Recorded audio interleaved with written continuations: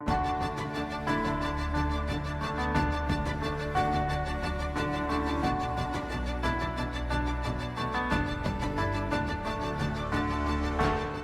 and salutations, travelers of the internet. Welcome to the Lit Round Table. I'm Anna. And I'm Joseph, and we'll be your wise or not so wise mentors for today's audio adventure into all things storytelling. Hey. Hello. It's episode 7. Episode 7. I like 7. It's my lucky number. So that would make this, what is episode 7 of Star Wars? I'm drawing a total blank. The Force Awakens. The Force Awakens. Thanks. I was drawing a total blank. I could name every other Star Wars movie title, but not that one. Oh well. So the Adaptation Awakens? Yeah, I guess so. Gosh. So yeah, today's topic is going to be adaptations. What we think makes a good adaptation. Maybe we'll get into what a bad adaptation, maybe we'll talk about some of our favorite adaptations. We'll see what we have time for. We'll see how deep we get. It'll be fun. Okay. So let that kind of churn in your brain a little bit. I'm just going to say at the top of the episode here that we won't probably spend a ton of time on The Hobbit. If you want to hear our thoughts on the adaptation of The Hobbit, we have a series on that. Yeah, no, we don't. We're not going to go there. I wasn't planning on going there. Okay. That's a dead horse that we have beat. It is. To a pulp. It so. Is. So true. Yeah. But before we get into that, we'll talk about what we've been reading, watching, playing, all that good stuff. So what you been into? What you been doing? Okay. So for reading, I have been reading The Light of the Midnight Stars by Rena Rossner. That's our read-along book. Making good progress through that. Also reading through On the Banks of Plum Creek as my book club book with the middle schoolers. That's going very well. We're having really good discussions, which has been super fun. Nice. Yeah. And for me personally, I just finished listening to The False Prince by Jennifer A. Nielsen, which was I don't know if it was a winner, but it was definitely a Golden Sower nominee when I worked at one of the elementary schools in my town several years ago. So it was nice to finally read that. It's pretty good. It's more of a middle grade fantasy. A little predictable, but also, and I'm an adult reading it as, an adult when it's meant for kids. Mm-hmm. And I am going to listen to the next book in the series, which I think is called The Runaway King. But anyway, that's been fun. What else have I been reading since we last spoke? I haven't been reading a ton because work has been crazy and not super conducive to listening to audiobooks. So I think that's it. Wow. Is that really it? That feels like a very short list for me. Yeah. I had a couple audiobooks that I had downloaded, but I haven't gotten to them yet. So I don't need to talk about those. But, and then for watching, I binged the last season of The Last Kingdom, which was... You did, yeah.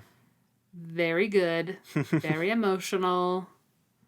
There was a moment at the very end that I had to Google because I was confused about who somebody was, which I think is the general consensus. Same. I also did not. I had to ask you because I was like, there was that one part where I had no idea who that guy was that came back at the very end. Right. Yeah. Yeah. So if you watch The Last Kingdom, you know what we're talking about, but I don't want to spoil it if you haven't seen it. So just pay attention to the babies throughout the show is what I will say. Yeah, I suppose. If you decide to start watching it. Who's you need a family tree, a genealogy of Uhtred. And all of them, because even I can't even begin to say their names.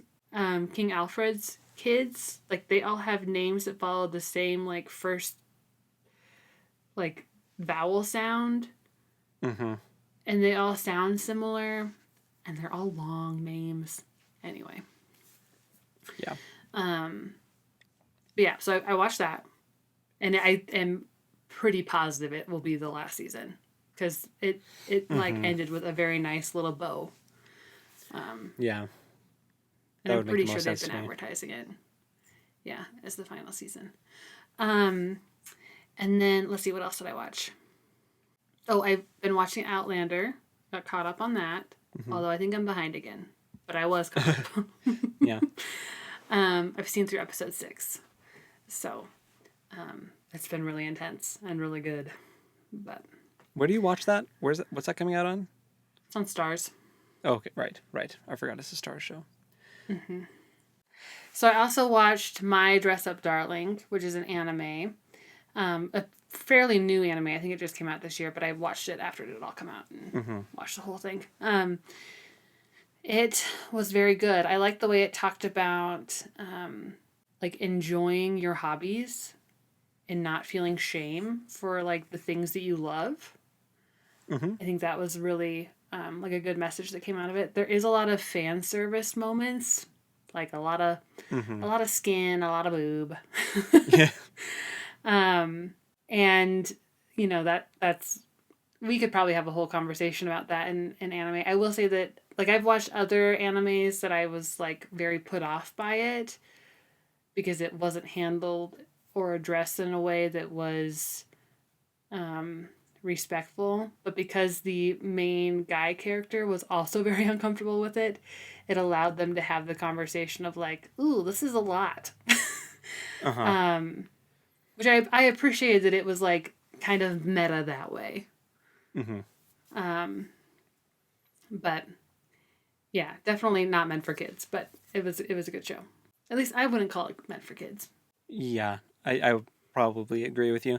I know that was one where it was like competing with Demon Slayer and Attack on Titan in like the top 3 spots for that season of anime. Like it was those 3 that were usually in the top 3 for the week. Yeah. Yeah. So that makes sense. I also started watching The Ascendance of a Bookworm. Is that what it's called? It has a strange name. I'll put it in the I'll put it in the description. But it's like a girl that is reincarnated, or she's not reincarnated. I'm a little confused about it. But it's like a girl that really loves to read, and she ends up like being in another person's body for a while. But I'm not super far into it, so I'm not sure I totally understand the mechanics of it. And it's cute, but it's not as like the dialogue doesn't. I was watching it in English as a dub, and the dialogue doesn't translate quite as like nicely as some others do. Like it felt awkward and kind of weird in some places, but an interesting concept. So I will go back to it. I just had to. I put it on pause to do some other things. But, and of course, Critical Role Season 3. Campaign 3. Campaign 3, excuse me. And Campaign 2. Have you made progress in Campaign 2? I have made progress in Campaign 2. They have slain a manticore. And are carrying its head around. I love that fight so much. Talk about a fight they should not have won. No way. They should not have at They got very lucky. Did you see that the Stephen Colbert special is going to... Have you seen who's going to be in it? The No. Mighty Nine characters? It's going to be Yasha and Bo and Not. Nice. With Stephen Colbert. Yes. Who's going to be playing his own character. That's pretty incredible. Yeah. That just dropped today. So it'll be really fun. Yeah. So that episode airs the Friday after this drops. So if you're listening to this on the day it drops, you've got a couple days and you can watch it with us. Awesome. Super excited. Well, not with us. With us in the sense that, like, I will be watching it. Yes. And you can watch it. You can spiritually be watching it together at the same time. Yes. Correct. Awesome. Yeah. And then for playing, just our One... The One Ring? Yes. You know what happened there? I was trying to say the One Ring RPG, and it was coming out of my mouth. The One RPG. The One PG. And I was like, that is super not right. Where am I getting hung up? The One Ring RPG. Yeah. Anyway. I'm a little jealous about what you've been playing, if I'm being totally honest. Yeah. We'll get there. Is it my turn? I know. You're going to wrap it up? It's your You're turn. wrapping it up? I'm done. Yep. Okay. It's your turn. So, for what I've been reading, I'm getting through The Way of Kings, and I'm getting close to the end-ish. I'm in like the last quarter of the book now. Things have gotten real interesting. Got some classic Sanderson twists getting worked in there. Nice. Yeah, some revelations, shocking and otherwise. Yeah. That's been a trip. It's been really good though. I've been really enjoying it. So that's been good. Also, Light of the Midnight Stars for the read along. That's been good too. That one also took a turn. Oh yeah. Ugh. Oh yeah. Huge turn. If you if you're following along. Yeah. If you're not following along, you still have time to catch up. We're not that far yet. Or no. So part 6. It's part 6 where it takes a real turn. Yeah, the end of 6. So yep, that's pretty much it for me for reading though. Let's see. For watching, so there's Critical Role, obviously, which there's going to be, it's Thursday night, so there's going to be one tonight. Yes. Excited about that. And let's see. I binged the latest season that just came out of Better Call Saul. Is that show still coming out? Yeah. And there's going to be... Oh, I didn't know that. There's going to be one more season after this one, I believe. I think the next one is the final season. Well, then I've totally been just waiting so I can binge it all at once. Yeah. It's been really ramping up. This last season was pretty nuts. And they said the next one is going to be even more intense. So I'm like, ooh, okay. So my question for you is, does that show overlap with Breaking Bad at all? Or did it start after Breaking Bad? It is a prequel. Oh, because it comes before. Oh. There are some like flash forward moments of like where Saul ends up after the events of Breaking Bad.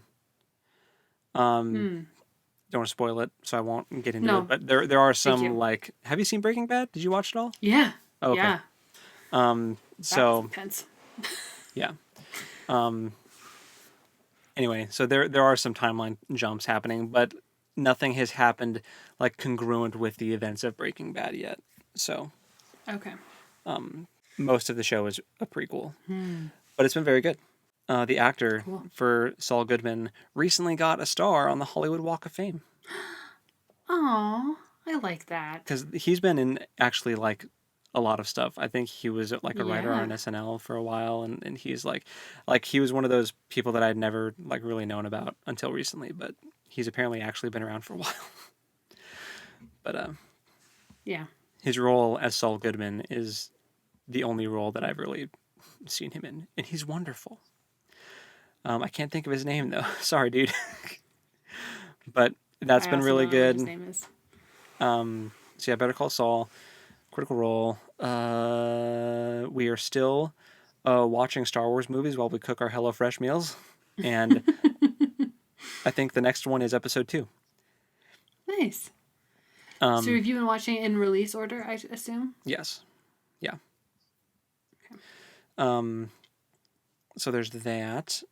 And let's see. I'm trying to think if there's anything else I've kind of dabbled into. Oh, right. Moon Knight on Disney Plus. I have been watching as that has come out, which I'd highly recommend you watch it because it's like Marvel plus Indiana Jones. Super cool. I have not been staying up on the newer Marvel stuff after Captain America and the Winter Soldier, or whatever that show is called. You mean the Falcon and Winter Soldier? That one? Is that what it was called? Yeah. Yes. Whatever. That one. That one was... After that one, I haven't been keeping up as well. So... Like, Loki was good. If you didn't finish Loki, that one... Oh, yeah. Did you finish Loki? Loki was good. I did. Loki was good. I forgot that came after that one. The other one. Yeah. Yeah. Moon Knight, arguably the same, if not better, than Loki, in my opinion. Oscar Isaac is just such a good actor. He's... Ooh, okay. He's the main character, Oscar Isaac. How does it rank against WandaVision? Oh, I think WandaVision set the bar way too high for their Marvel shows. Fair. That's too hard to beat. That's almost like a different tier in and of itself. Yeah. WandaVision still takes the cake, but Moon Knight is still very good. Okay. But no, yeah. So if you're interested in kind of like a Marvel superhero show meets Indiana Jones, I'd highly recommend it. It's been a joy. And for some reason, it also gave me like Night at the Museum vibes, but only like towards the beginning. Now it's kind of gone away from that. But you'll know what I mean when you watch it. But I have a friend that's really into like comic books and DC and Marvel, more into Batman specifically, and he said that Moon Knight was kind of Marvel's answer to Batman. Oh. Which I thought was interesting. Like, he knows more about it than I do. And I had to admit that I just assumed that Iron Man was the answer to Batman. Because they're both rich. Except that Iron Man is terrible at keeping his identity a secret. And Batman's very good at it. So, well, better at it. They're both rich people with limitless wallets, but one has more trauma than the other. Right. Yeah. But he said no, that Moon Knight was more of a Batman thing. And he said that Moon Knight was really good. Yeah, no, it has been really good. They dive into like Egyptian mythology stuff. Ooh, that's like right up my alley. What am I doing? No. All right, we're going to stop the podcast so I can go watch Moon Knight. Over here sleeping on Moon Knight. And it's a Not shame. on purpose. It's a shame. Yeah, no, you're going to have to watch it. They're on episode, I think the 4th one just came out. Oscar Isaac is the main character, or should I say characters? Little teaser. No spoilers, man. Little teaser there. All right. For watching, that's probably about it, though. That's what I've been keeping up with anyway, now that all my anime has ended. No more Attack on Titan. No more Demon Slayer. Oh, we are still watching Assassination Classroom, though. Oh, yes, we are. Forgot to mention that. But we're on season 2. We're like, I don't know how far we are. I don't remember what episode it is, but yeah, we're on season 2. We're making progress. So that's for watching, and that's gonna wrap it up for that. For playing, I'm super pumped because I've been playing Lego Star Wars: The Skywalker Saga, and it has been a joy. It has been so good. And it's way more involved than the previous Lego games. Like, there's way more puzzles and way more stuff to do, and it's a way more, like, open world type thing. It's very, very cool. Highly recommend. Silently weeping out of jealousy. Highly recommend if you're a Lego Star Wars Lego fan and or Star Wars fan to check out that game. Especially if you played the earlier versions, you're going to like them a lot. So... I am supremely jealous. It's been awesome. I need to come visit you again, and you and Hope can both work the whole time I'm there, and I'll just play like Star Wars.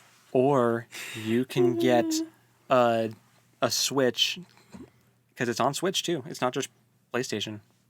And if you got a Switch, and I can play Overcooked. And you could get Mario Kart. We could play Mario Kart online. So many things. And a Switch is only like $300. That's pocket change, you know? It's fine. Sure. Totally. I don't know in what universe, but yeah. Yeah. I mean, it's not as much of a commitment as like an $800 console. It's true, but yeah. But anyway. So, Lego Star Wars, super fun. if you like Lego games, definitely go get it. It's super cool. I know they've made like a ton of Lego Star Wars video games, but this one it has all 9 of the movies, and it is incredible. So how far are you? Like, which movie are you in? We're on episode 2. We just and you've been playing it for a while, so like you're not chewing through it super fast. Hope and I have a bit of a completionist streak in both of us, and we like want to find all the things. We could be moving along faster, but we have the urge to break every breakable object that we see. I remember, well, I guess when we played it when we were younger, it wasn't as open world, so like you had to follow a track on the story version. Yeah, you just kind of followed the path that the game laid out for you. But right, and if you went too far, you couldn't go backwards. So like we would play through it and then go back and like find the stuff on a second go through. Anyway, which there are parts of the game that are like that, like certain missions. Like if you're doing the pod racing thing, you're just doing a pod racing mission, you know. But some of the ship combat is much more open now. It's kind of mixed. There's parts of it that are way open, like dogfight kind of thing, and then like we just played the part where you blow up the Trade Federation control ship, so you have to like fly inside and like you're zipping around and shooting stuff, and that one's kind of like railroaded on tracks. But there's a mix. There's a mix, but it's very fun. You just like, just like you just, unlocked like, memories. Triggered a memory in me. Yes, I'm not even playing the Lego Star Wars, but it was a different Star Wars game that we had on the PS1 where we were the Millennium Falcon. We were the Millennium Falcon, and you had to go through like tunnels. Yeah. Remember that? Yeah. It was. I think that was called Rebel Assault. Yes. I still have that. Yeah. I should see if that game still works. You should. This is a good game. Yeah. Graphics are nothing compared to graphics now. Super dated. But. Super dated. Practically 8-bit now, but yeah. Anyway. It was really cool at the time. Yeah. So I've been deep in Lego Star Wars, and I am going to finish that game. But did I mention I've been playing Bloodborne? Did that come up before? You have. Yep, you've mentioned it the last couple of weeks. I'm taking a break from that for Lego Star Wars. Fair. And also, there's still the Pokemon game on Switch that I started and haven't finished. I have a problem. A new shiny game will come out. I'll get FOMO, and I'll be like, "Oh, I want to play the fun game," and then I'll play it, and then it'll wear off, and then. You didn't get that for Elden Ring, though. I did, but I don't want to play that on PS4. I want to play that on PS5, which I've not been able to get my hands on. And Bloodborne was kind of the answer to the Elden Ring FOMO because it's made by the same game people, and so it's similar vibes. Yeah. But anyway. Did you watch the Critical Role Elden Ring campaign? One shot? It was just kind of background noise for me, though. I wasn't paying super close attention, but I did play it. I turned it on. Fun. I contributed to the view count. It was fun. So yeah, and the One Ring. Left it on a cliffhanger last time. So that'll be fun when we play again. And yeah, I think that's pretty much it for me for what I've been playing. If you've been worried, listener, about my character's horse, she is alive. The eagle did confirm that she is alive. Mm-hmm. Whether she'll be alive by the time I find her, we don't know. But. And whether she's in the same spot by the time this is over. Horses are very mobile. They are. But she was at least seen alive. Mm-hmm. So. Yeah. Happy about that. Well, there we go. So, without further ado, let's get into the topic of today's episode, which is adaptations. That can be book to screen, the occasional screen to book, the occasional game to screen, or theme park attraction to screen, like Pirates of the Caribbean. Or we could have the occasional book to movie to book. That does happen. Yeah. Oh, goodness. So, yeah. First, let's just talk in kind of general terms of what do you think makes a good adaptation? If you're looking at source Oh. material and you're trying to adapt it into a different media, what do you think are things to look out for to make it a good adaptation? I really like adaptations that stay true to the original media's tone. Mm-hmm. Um, and, you know, sometimes that um, is easy to do and sometimes it's not. Um, there's one, what am I thinking? Oh, okay. So Romeo and Juliet has been Mm-hmm. adapted a Countless times. million times. Yeah. Yeah. And it's used as like a blueprint for stories that, you know, wouldn't ever say this is Romeo and Juliet, but it's Romeo and Juliet. Mm-hmm. But there's the Leonardo DiCaprio version where it's set in like semi-contemporary New York, and Mm-hmm. they have guns instead of swords and whatever. It's not my favorite adaptation, but I do think that it stayed true to the tone of the play because it's kind of tongue in cheek, you know, Mm-hmm. which like Romeo and Juliet is. There's a lot of Weird humor mixed in, and weird humor mixed in. yeah. Yeah. Sure. I would agree Yeah. about tone. I think that that's kind of where I'm at. Where I was back in the day, I was definitely more of a purist than I am Hmm. now, and I'm talking Yes. uh, pre going to film school. I think Hmm. that was the moment in film school when I realized, oh, doing a perfect like line for line adaptation from a book isn't possible unless you're willing to have a ton of inner dialogue moments with characters, which doesn't translate super well um, on screen. But anyway, I used to I be have. much more of a purist than I am now. Yes. Same. And like a prime example would be like I had just read The Two Towers when that movie came out. And so when I saw it in theaters, I was like, oh my gosh, they cut all this stuff out. They cut all these characters. And now I'm like, well, yeah, if they hadn't, it would have been a 20-hour long movie. Like, that's impossible. Mm-hmm. It's just not Mm-hmm. feasible. And they made appropriate cuts, I felt, and I still think. Yeah.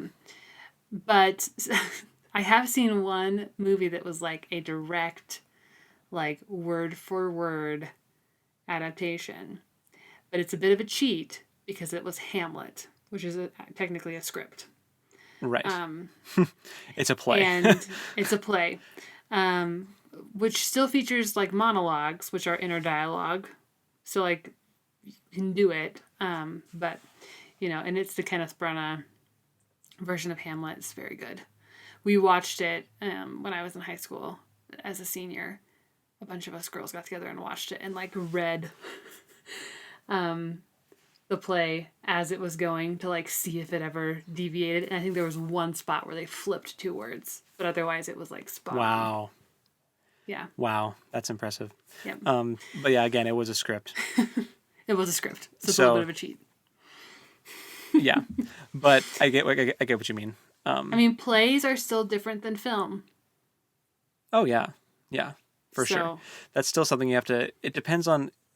See, if you're doing like a Shakespeare movie, it's it's gonna feel like a play in right. the movie. Yes, it's a very specific genre. The difference Yeah. is you're gonna have way more money for your set design in a movie than in a play. True. Very true. And your scene changes are gonna be much more seamless. No one in black And suits like moving costumes. stuff around.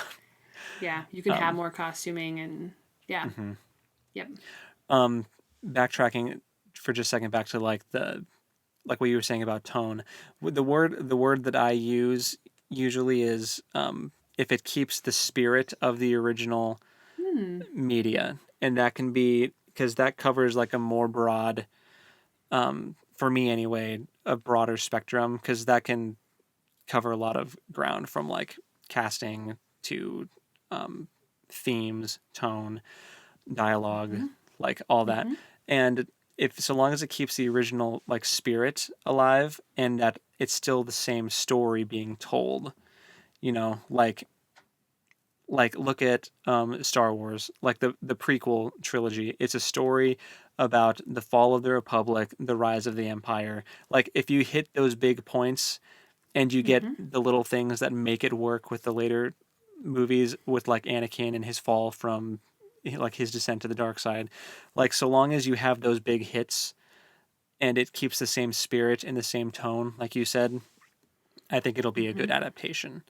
To me, it almost seems like a spectrum. You know, you have like the super purist side of like this needs to be line for line, and then you have the other side where it's like, we're gonna have Romeo and Juliet in the '90s, and but that's still probably still somewhere in the middle. But you know, like an extreme adaptation where it's almost unrecognizable, which can happen. But okay, here's one. So Pride and Prejudice has been made into movie several times, usually of the same name. Like usually it's Pride and Prejudice, so that you have like different dates. Are you going to talk about Pride and Prejudice and zombies? Is that what you're going to talk about? No. Oh, okay. No, because that's not an adaptation as much as it is a parody, kind of. Parody. Yeah. No, I am. So like, we'll forever love the Pride and Prejudice 2005 version. Oh yeah. With Keira Knightley and Matthew McFadden, because they, again, the tone of that movie really does capture the spirit of the book. It's very beautiful. Thanks in large part to the music. It's part of my favorite part about that movie is the music. And the cinematography is really like the wide field shots. Like you just have a real sense of the space and the place that it's happening in. It's very well done. Very well crafted. Yeah. Yeah.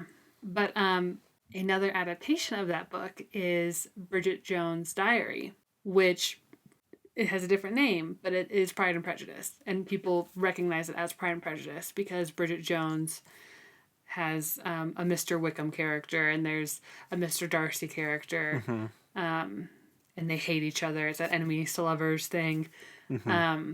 But it does not keep the same tone as the book does. And it's not my favorite movie, mostly because I really like Pride and Prejudice. Yeah. But you know, it has like Hugh Grant is in it, and oh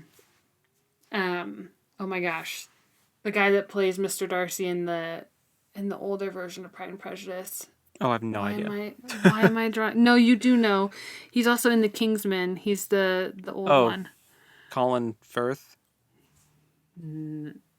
Is it Colin Firth or is it the other one? There's two Collins. Who is he in Kingsman? I thought that was him. It is Colin Firth. It is. I get Colin Firth and Colin Farrell's names flipped around, and they're very different. Yeah. But yes, Colin Firth. Yeah. So, and it has Colin Firth in it, and who is he? Is he Darcy? His name now. Yes, he's Darcy. Oh wow, that's cool. But it's a weird adaptation. Rich. It's a weird adaptation. Yeah. Yeah. And there's adaptations though that they try to keep the same tone, but they deviate so much from the plot, especially if it's a series, that they can't feasibly make another movie because they butchered the plot so bad. What am I talking about, Anna? You're talking about Aragon. Yeah, I am. 100%. It's like, ooh, I can guess which one you're talking about. And that's just the Aragon movie is pretty universally hated. Like, it's almost up there with like the Avatar, The Last Airbender live action adaptation, which is also universally hated, because they're just such a deviation from the tone, and especially with the Avatar one, where that one isn't even from a book, it's from a different TV show. So it shouldn't have been as difficult as they made it. But they made it live action, and it wasn't cast well. They kind of whitewashed a lot of the characters that were supposed to be of other ethnicities and cast them as, Caucasian people. and the bending, like the visuals of like the bending and the magic system were just wonky and not impressive whatsoever. And the plot also didn't cover like the span that I think it needed to. I don't know, but it was weird. It was a weird time. Yeah. But anyway, rabbit trail. So those are examples of things that did not go well in an adaptation. But so yeah, like keeping the original spirit of the work, I think is really important, and the tone, like you said. Yeah. And yeah, it's kind of a spectrum. I think before I was kind of a mind of like I have the book in my hand and I'm like, why isn't this the script? Like, why isn't this just the script that they use? It's the book. And then I went to film school and I realized, oh, that's not possible because there's so much. That would be the longest movie ever. And there's just so much ground to cover. Mm-hmm. And you can't feasibly put every single line from the book in the movie and have the movie make sense. It'll be a bad movie if you do that. But obviously, I think that I'm sure you would agree that the best, my favorite adaptation being The Lord of the Rings. Mm-hmm. I think that they did a really good job with those because they were trying really, really hard to keep the original spirit of the source material in Tolkien, and that you could feel that in like the artistry of it all, with like the music and the props and the costume design and the casting. Like they were really, really honed in on that. Yeah. And I think it shows. But so here's an example of one that was turned into a movie and then turned into a book from the movie. Oh, I don't know right. if you even know about this. Inkheart. Oh. So I would say that Inkheart is a pretty good adaptation. The movie from the book is pretty good. Mm-hmm. It does keep the spirit. There's a lot, obviously, a lot that happens in the book that doesn't get covered in the movie for the reasons we've just stated. But there's this funny thing that happens in Hollywood when rights are involved. And depending on how the original contract was drawn up, like if a movie ends up, or if a studio ends up with the rights to a story, after a certain amount of time, they can sell those rights. And sometimes, depending on how that original contract was made, will mean that the movie can get a written adaptation, even though it already exists as a book. That's hilarious. Yeah, it's hilarious and really disheartening because that's so frustrating as an author, it's like as a a weird writer. Game of like fictional telephone. Like how, Yes, like where does exactly how watered down does the story get with each adaptation? right. And the only reason that I know about that is because, about Inkheart specifically, is because when I worked at that elementary school, we had a Scholastic book fair, and I was at the book fair, and they had a copy of Inkheart based on the movie. Like there was a sticker on it that was like, based on the movie, Inkheart. Mm-hmm. And it was much shorter than the original book, obviously. Yeah. Because it's an adaptation of a movie. And I remember seeing that and being super annoyed about it. And then I learned in grad school about how like movie rights are bought, especially like depending on when it was bought. Like Tolkien sold his movie rights to The Lord of the Rings like before. I mean, he sold them thinking no one's ever going to do that. Mm-hmm. Like it's impossible. But yeah, I'll make some money off of it. But it's impossible. And I don't think that's probably what happened with Inkheart, but I think it did happen in a time when that was still kind of fuzzy. So I feel kind of bad for Cornelia Funke. So if What's you their haven't last read name? Inkheart, Funke, Funke. Funky. That is. So maybe it's just funk. I don't know. Funk. Either way, Umlaut. it's a strange last name. Yeah, it's a fun last. It's funky. Not It's a funky her last name at all. But yes. But if you haven't read Inkheart and you have kids that are like in middle grade, so like 4th through 7th and even 8th, it's a great series. So yeah, Inkheart's very good. But. And that's interesting anyway, that's one of the funny ones. Yeah, because like the original book is bigger, and then the movie comes out, and then the adaptation of the movie is much thinner. And again, I think that's probably because of that like inner dialogue that you get in the book, and then the movie comes out, you don't get as much. You can't see. That's why books are slowly becoming like one of my top like storytelling mediums, is because you get so much more in the character's head. You can have more opportunities for much firmer like motivations for characters, because you get to see pretty much anything the author wants you to see from inside their head, which is harder to do in a movie, in a strictly visual medium. The only example that kind of breaks away from that I can think of off the top of my head is the show You, which you don't like, but it's the show. I've only seen one episode, but yeah. But it's a show about a stalker who loves reading, and he's like a book repairman. He repairs books, but he's a stalker. But his character, and a murderer. Okay, spoilers. I think that's established in the first episode. Oh, maybe, I don't know. But anyway, he's kind of written in a way for the show where you get a bunch of his inner dialogue.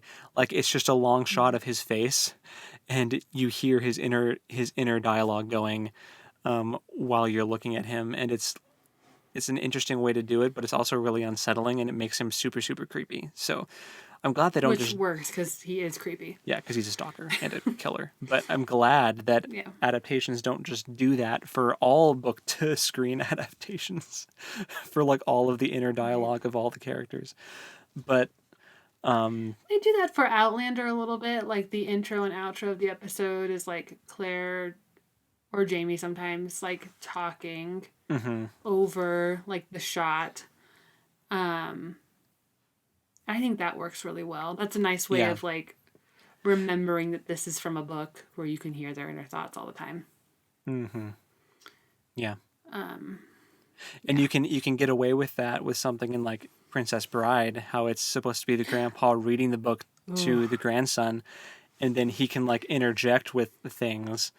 Okay. Walk me through that adaptation. Talk about this. Yeah.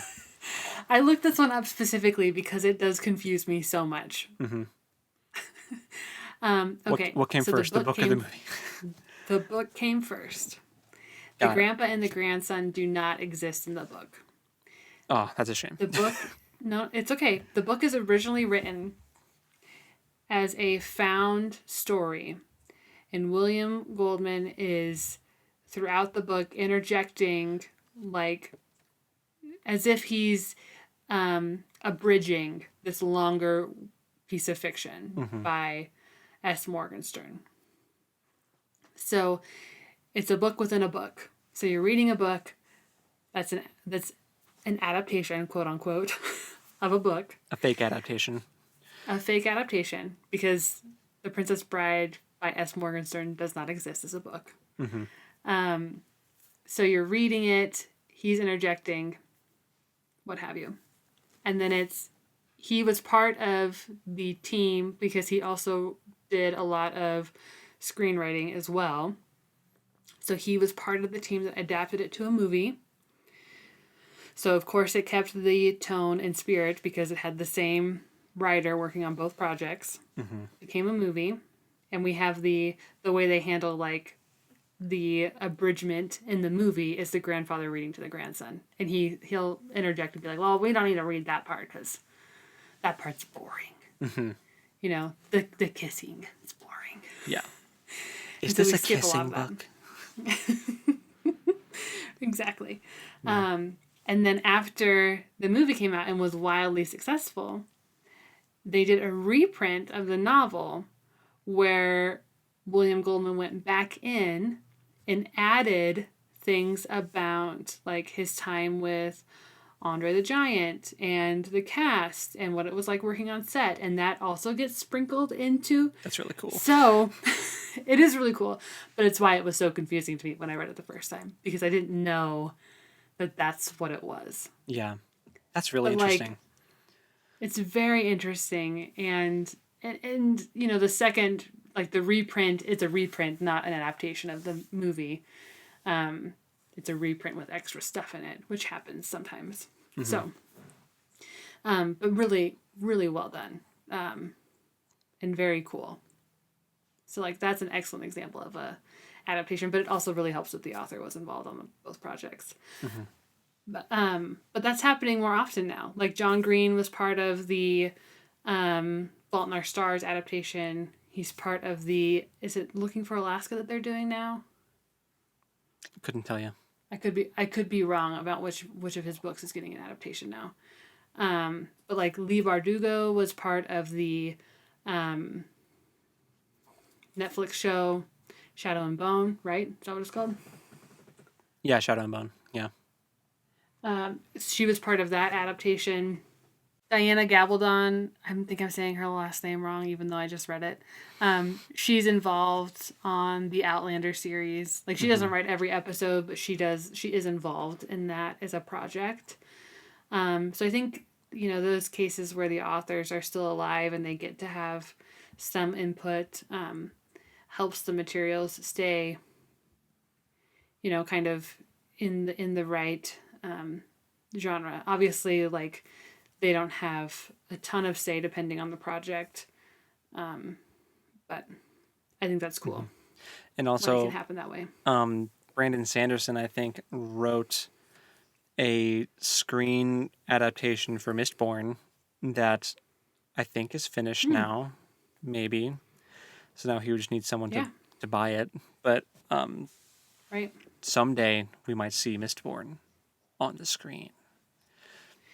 I would guess that with his new success, with his Kickstarter, that he could be an executive producer on his own movie easily.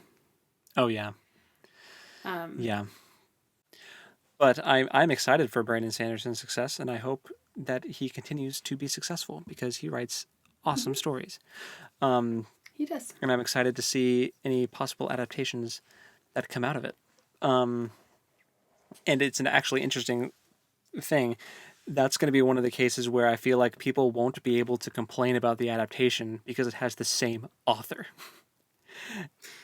And I mean, people still complained about the Shadow and Bone series, even though Leigh Bardugo worked on it. And people complain about the Outlander series, even though Diana Gabaldon is involved. But I know that people will complain about the Mistborn adaptation if and when it actually happens, because I'm pretty sure he swapped the genders of one of the characters completely. How dare he? And in his own book. And it's like... in his own story. I know. And it's the... it's the kind of... The character is supposed to be like a kind of militaristic, like, fight, like, very martial, like, fighting-oriented character, and just gender swapped to female for the script. And I'm like, that's really cool. People are going to hate it, but I'm excited about it. No, that's awesome. Yeah, I think there was already some people like, oh, why do you do that? But we could do a whole episode about gender bent characters and what that means. Yeah, like as in fandom, what that means. Yeah, we can do that when we can do an episode about fan fiction, and we've done that. Oh, we did. Well, fan fiction and fan art. You're right. Well, we can talk about gender and storytelling. Well, we could talk about we could do an episode talking about cosplay, because cosplaying and gender bending are, and by gender bending we mean like when like someone flips the like what Brandon Sanderson just did. Yeah.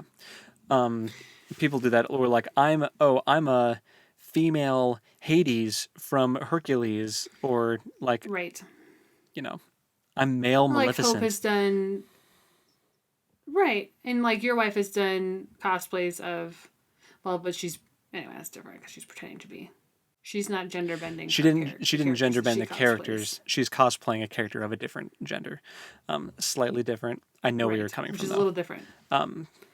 Yes, because I was thinking about her Bakugo one, and I was like, wait, that's not gender bent because she is okay because she didn't like make him female for her cosplay. Those cosplays do exist though, but they do, and they're cool. Yeah, they're cool. Little tangent. I know we're getting close time-wise, but I want to touch on one thing that is interesting that happens. We've touched on it a couple of times, but like with the Star Wars movies, they will get a movie and then they will get a book adaptation of the movie. And I think it's interesting because for the last movie, Rise of Skywalker, that one got a book adaptation that actually tried to solve some of the problems plot-wise that the movie had. Ray Carson coming in clutch. And we do love her. Yeah. I thought that was really interesting. For those of you that don't know, spoilers for Rise of Skywalker ahead, but there's a whole thing about like, oh, how did Palpatine return? And who's Rey's dad? And all this stuff. And it turns out it's just bad storytelling because you have to read the novelization of the movie in order to figure it out. But like, come on. But it turns out Rey's dad was actually a Palpatine clone. So no, Palpatine and didn't, not someone that he had fathered. Yeah, Palpatine did not canonically get jiggy with someone in order to produce offspring, which is a disgusting notion. I love that that's how you decided to describe that. But yes, I am also super glad that is the route they went. Nobody rode the lightning. Oh my gosh. Cut that out. Ugh. Gross. No, that's staying in. Nobody, as far as we know, did that. Right. Yeah, and and Rey, she also like addresses the end of the movie and like the like Ben and Rey moment at the end. Yeah. So really, in a way that was really hard to capture on screen. Honestly, I haven't read it, but I think I might own it, but I haven't read it. You do own it because I think your wife owns it. But right. And I haven't read it. I've read like screenshots of it from my wife. Same. She in the movie, like we know, like we can see and understand that Kylo Ren and Ben Solo are different people, even though they're residing in the same character, right? Like Darth Vader and Anakin Skywalker, like same thing. Yeah. And you can see and tell that Ben Solo is the one that like comes in at the end because he's behaving totally contradictory to how Kylo Ren ever acted. And they have that moment where they're like sharing life energy and saving each other. Yeah. And then the kiss happens, and a lot of people were mad about the kiss because it felt like I didn't think it felt out of the blue, but some people thought that it felt out of the blue. And I think that the way that Rey handled that was really, because it's like Ray Carson. Sorry, that's confusing. The way that Ray Carson handled it, in the book adaptation, is Rey the character recognizing that it's Ben, and she loves Ben, but we don't get to have that like audible moment from Rey in the movie, recognizing that it's Ben. Yeah. Anyway. Yeah. It's very well done. That's in the book. That's one of the cases where the book adaptation is arguably better than the original content. Which doesn't happen often where the are there any adaptations you think ended up being better than the source material? That's a great question. I'm trying to think. I think I would probably say, judging from what I know about League of Legends, that Arcane is a much better entertainment source of entertainment than the game is. The game seems like the people that play the game seem like they're constantly talking about how soul sucking it is and how awful it is. And I'm like, I'm just gonna watch the show and continue being happy with my life. Yeah, no, that's a great example. Yeah, I will never play that game, but I enjoyed the show. That's a great example of a game to show, like a game adaptation. That's cool. Oh, yeah. Also, there was the Sonic adaptation where the Sonic movie was actually very good. And there's a second movie now that I haven't seen yet, but the first Sonic movie was great. But I have not seen either of them. I'm thinking of like you know what else we didn't talk about? And I just lost it again. Oh my gosh. Pirates of the Caribbean. the ride at Disneyland to it's at both. movie. It's at Land and World. But Path. yeah. Is it both? Yeah. Yeah. They've tried to do that they've tried to replicate the success that Pirates of the Caribbean had with the Haunted Mansion movie with Eddie Murphy. Okay. Total flop. I'm sorry. They should have seen that coming. Eddie Murphy is not the same thing as Johnny Depp. Yeah. Yeah, not at all. Also, the new Jungle Cruise movie that just came out with Dwayne Johnson and Blunt. What's her first name? She was also Emily Blunt. She was also Mary Poppins. Is that an adaptation? Is Mary Poppins an adaptation? Was that a book? Great question. I don't know the answer to. I think it was. I'll have to watch Saving Mr. Banks again, and it was because the author of the book. It had to have been. Yes. Yeah. I have not read the book, so I can't say if it's better or not. Yeah. There are probably some that would say that Lord of the Rings, the movies, are a better adaptation because the books are just such a slog to get through on occasion. But I don't know if there's, if I wouldn't agree with that, but I could see why some people would say that. I would say watch The Fellowship of the Ring, read The Two Towers, and The Return of the King. And then watch them. Fellowship of the Ring is a hard book to get into.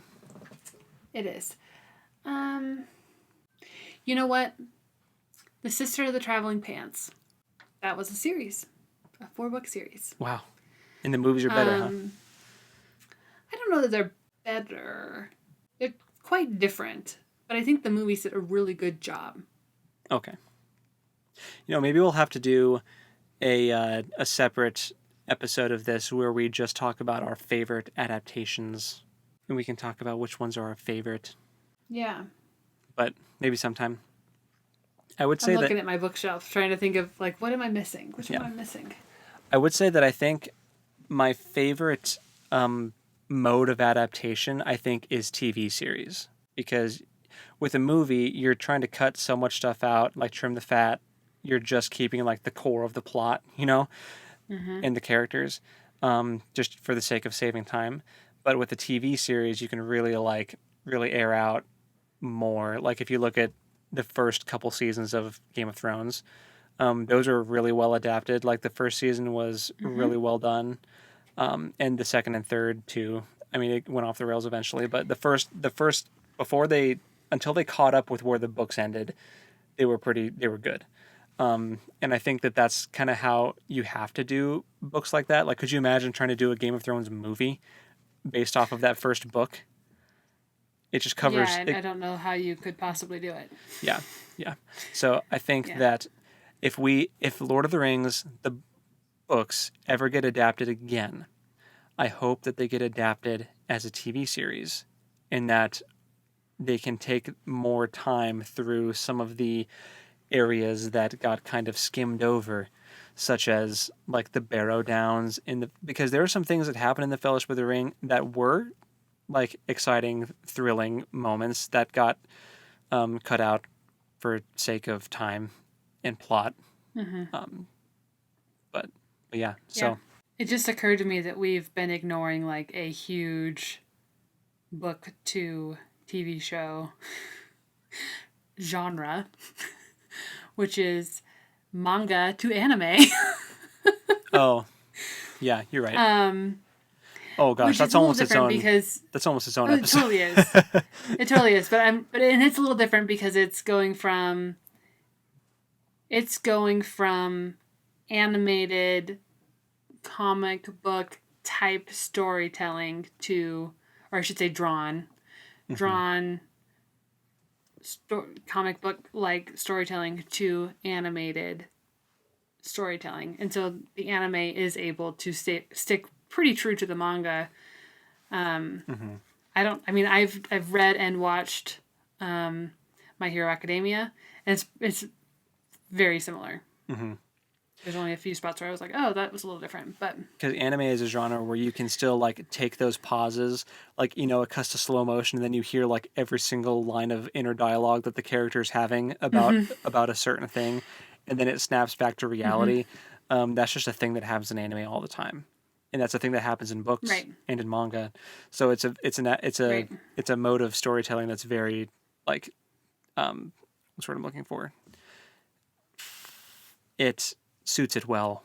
Yes. Conductive. I don't know. It is conducive to that that's kind the word. Of storytelling. That's the word I meant. That's the one. Yeah. Totally. But yeah, it could be its own, like the manga to anime could be its own episode. Yeah. Although I think anime definitely has the edge because there are some moments in manga where you have to really stretch the imagination to figure out what just happened in like a fight scene or something, like with the Demon Slayer manga. Oh yeah. But then when when you're watching it on screen, it's much easier to track what happened.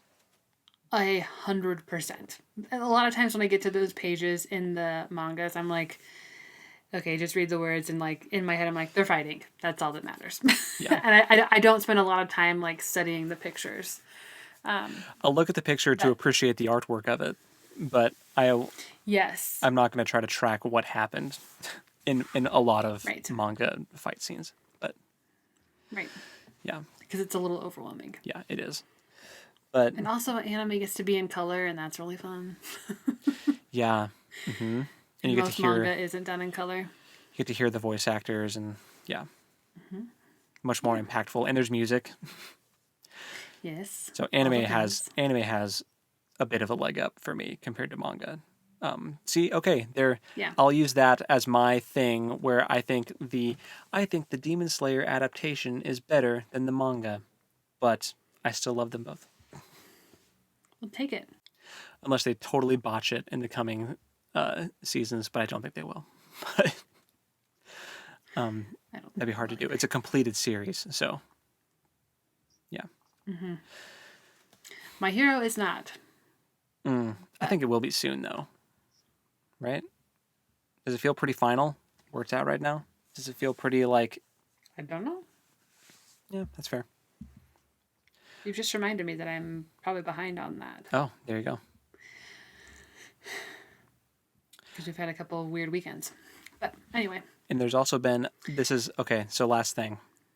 We can wrap it up. But we've also seen a really interesting form of adaptation that I think has been pretty much unheard of and not done before in the recent months, and that is D&D campaign to animated series, which is fascinating to see. And that is, of course, Critical Role Campaign 1 and The Legend of Vox Machina on Amazon. That's fascinating. Well, we also experienced that with the Dragonlance novels, which is a novelization of a D&D campaign. Is it actually a D&D campaign? I would assume so. It seems... I mean, I don't know if Margaret Weis and Tracy Hickman, played D&D, but... Right, I just didn't know if it was they are actually writing it based on what happened in an actual campaign, or if they're using D&D as, the framework and writing a story within the D&D realm, That warrants further research. Question. That warrants further research. I mean, the characters definitely do things where you're like, wow, they definitely rolled a nat 1 on that one. Mm-hmm. And the wizards will cast actual spells in D&D. Yeah. Yeah, have to do some research. Or if you know and you're listening, comment down below. Let us know. Yeah. Yeah. Yeah, we could probably rant about adaptations for a really long time. Did not consider that when I picked this topic, so apologies if this feels disjointed. No, I think it's been really good. But yeah. So yeah, adaptations. Maybe we can talk about some of our favorite and least favorite in a future episode. But yeah, and we'll just mention The Hobbit and not go into it. But we all know where that one would fall. That's fine. If you don't know, go back and look at some of our season 1 episodes. Yeah. But anyway, it's been good. It's been fun. So next week will be Light of the Midnight Stars. So be sure you're reading if you haven't been to catch up where you need to be. Check out our Patreon if you'd like to help us create this content and vote on future books that we'll read for the read-along. Potentially vote for topics for episodes too. Haven't really gotten into that yet, but yeah. Go check it out there. All the links for all the things will be in the descriptions and in all the places. Thanks to Anna. Yeah. Thanks. You're welcome. Thanks for making us sound good. Yeah. Yep. I try. You do a good job. Alrighty. Well, until next time, go read something cool. And we'll talk at you next time. Later. Bye.